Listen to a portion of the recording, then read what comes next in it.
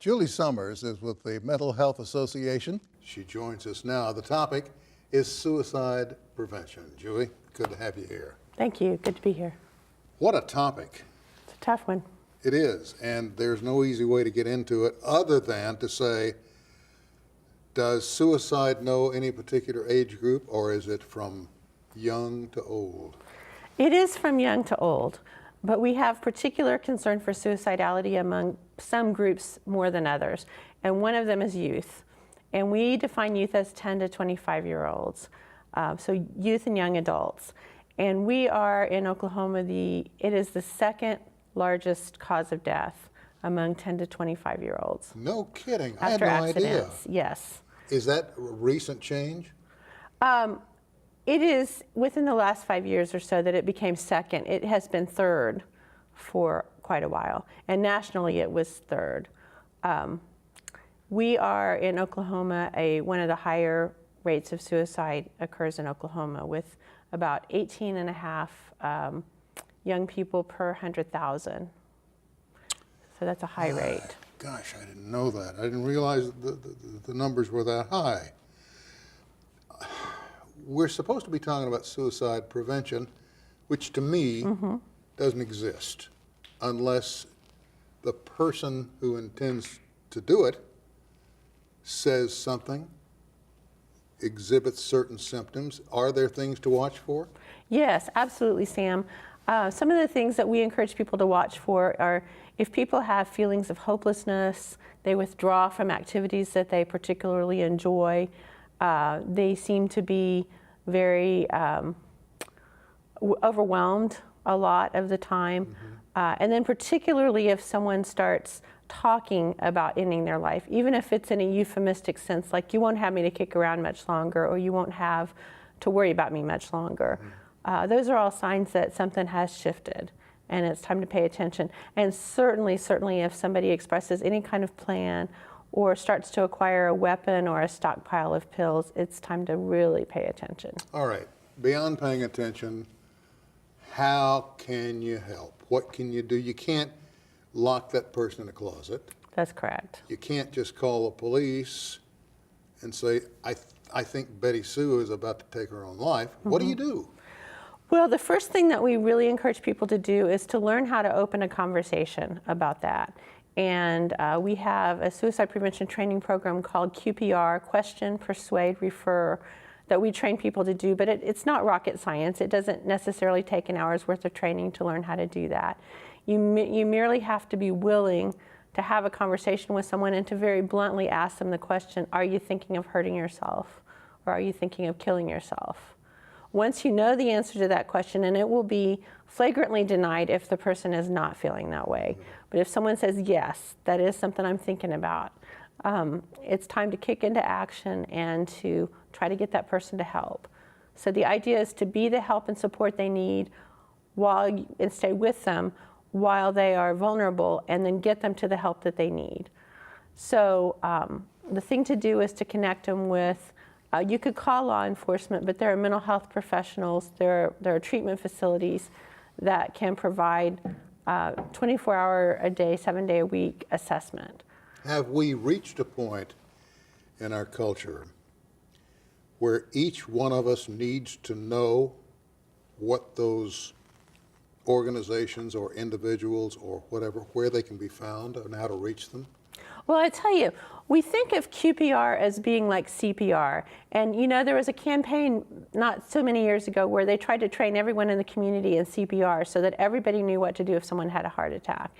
We would like to do the same with suicide prevention so that everybody knows what to do.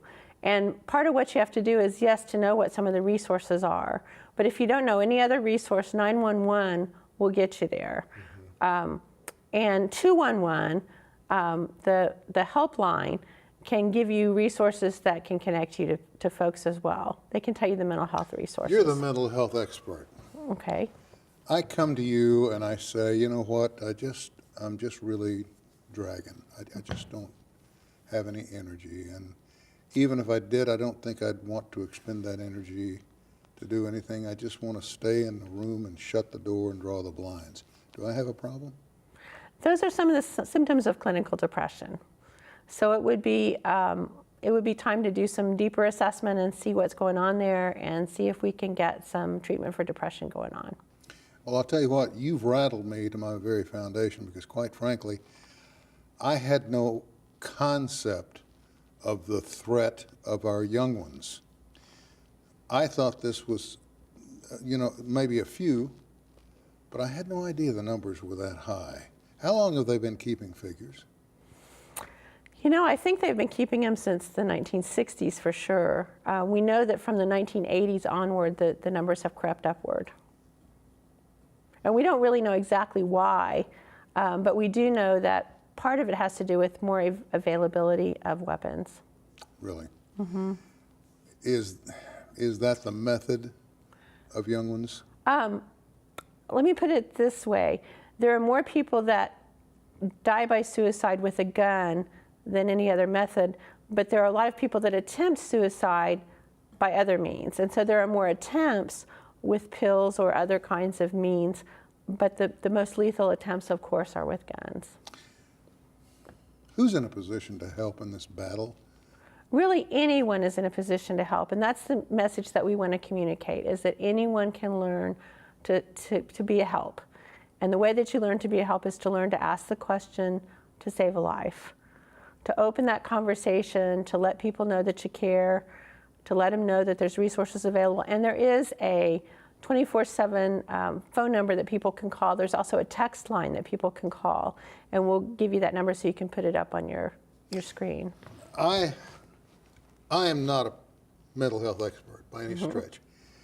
I read, however, quite a bit, and I've come to the conclusion that there are folk out there who might suffer from various forms of mental illness who become quite intelligent, quite cagey about their condition, how to mask it, how to become stealth in their suffering. In that case, would the average Oklahoman recognize it? You make a good point. And when someone is wanting to avoid the conversation, it's certainly possible to do that. And there are those people that keep their plans stealth and that do not divulge that they have suicidal intent. But we find that in most cases, if someone is feeling really suicidal, they're willing to have a conversation about it. You said something a moment ago I want to go back to, if I might. Sure. One of the recommendations being that you get that person to open up, to talk a little bit, so that you can gain some insight as to how they're feeling, with perhaps a clearer path to what their future plans might be. That's all well and good if you're 25 or older. If you're 15 or younger, it's going to become a little more difficult. What should another child look or listen for, and should that child be responsible? Well, the short answer is no. We always encourage children and even teens to take it to a trusted adult. We don't want kids to bear that burden. And we certainly don't want kids to keep secrets for one another when it comes to something like suicidality. So we really encourage that if you know of somebody's suicidal intent, find a trusted adult. If it's not a parent, then a teacher, a coach, somebody that's going to listen, that's going to help. I recall years ago, there was a tragic situation at a Florida television station where a woman committed suicide on camera. In a live newscast. Nowadays, you find young people who are extremely troubled venting on social media, which has become a misused tool, if you will. And instead of listening to the pleas or the cries for help prior to that public, spectacle, if you will, they've been largely ignored, and we've become a nation of voyeurs, if you will, not really grasping the situation at hand, that there's someone out there who needs our immediate help. Does this program you mentioned earlier give insight into how to deal with those issues? Not at a societal level, at a personal level, how to have those conversations, how to help people get to resources. That's really what it does. But it's part of a bigger public health campaign to identify suicide as a public health issue that's very stigmatized, that we don't talk about often enough. So then if they would like to have part of this training, or this training, what, call the Mental Health Association of Oklahoma? Yes, or go to our website, either one. We have workshops coming up in the month of May during Mental Health Month that we would love to encourage people to participate in. Hey, thanks for coming in. And Thanks for having me. I want to say thank you for all the information, but you've really sparked a little bit of fear in me, because I'm beginning to wonder how much is going on out there I don't know about, which obviously is quite a bit, but the very young, that's scary. It is hard. Very young. Thank you. We'll do Thank this you. again. I'd love to. All right, we're going to take a short break, and when we come back, when you think of home, is it a space under the bridge or behind a bush? The homeless issue, up close and personal, when we come back.